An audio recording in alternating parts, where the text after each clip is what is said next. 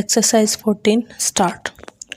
Mr. Deputy Speaker, Sir, I rise to support the bill as it proposes to amend the Constitution in a manner so that the most important and the urgent need of our people may be included in our Constitution as fundamental rights. Right to work is the essential condition of our existence as a human being.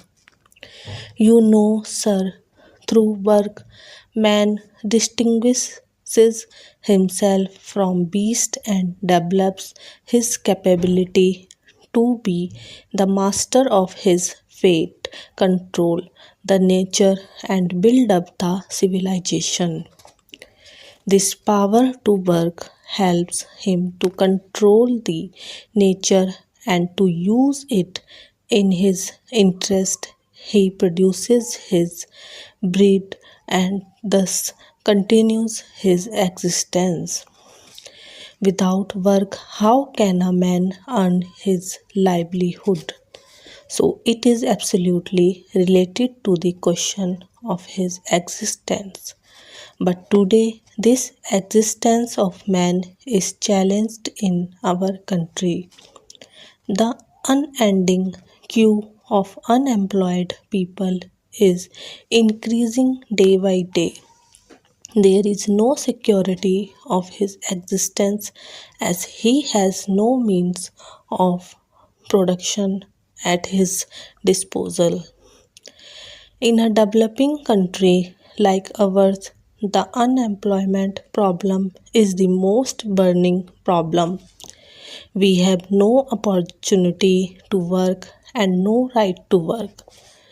The number of unemployed people registered with the employment exchanges in our country is more than 1.5 crores. But this is not the real picture. There are more than 1.5 crores of unemployed in our country living in the cities and rural areas. In the rural areas, the uneducated masses of unemployed youth do not register their names with the employment exchange offices. The agricultural laborers, poor peasants from the bulk of the rural are unemployed. Besides, they do not get jobs for all the time throughout the year. More people are entering into cultivation on the same size of land, thus increasing the number of hidden employment people. The rural poor, such as agricultural laborer, bonded laborer, poor peasants, etc., are the major part of rural unemployed. With them, the other section of the small and middle peasantry and rural artisans are gradually losing their land and their small means of production. Sharecroppers are being evicted from the land, and day by day, these people are getting more and more impoverished. The middle class people also are the most unfortunate victims of unemployment. Workers are thrown out of their jobs due to lockout, closure, and recession as such. But how can they live without job after 50 years of our independence? The ruling class is far behind in getting these people out of this problem. We are making plans one after another. But what is the result?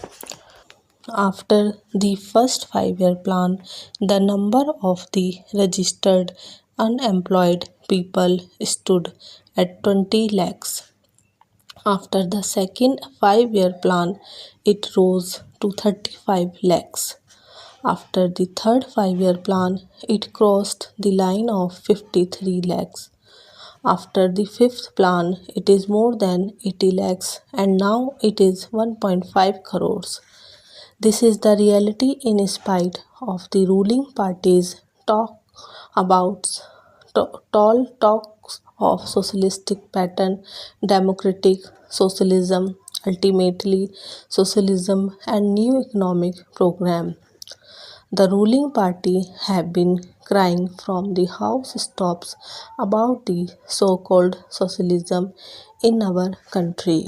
The number of unemployed in the country has been increasing because their socialism is a fake socialism and it is to deceive the people only. They talk of socialism only because they know people live and live it.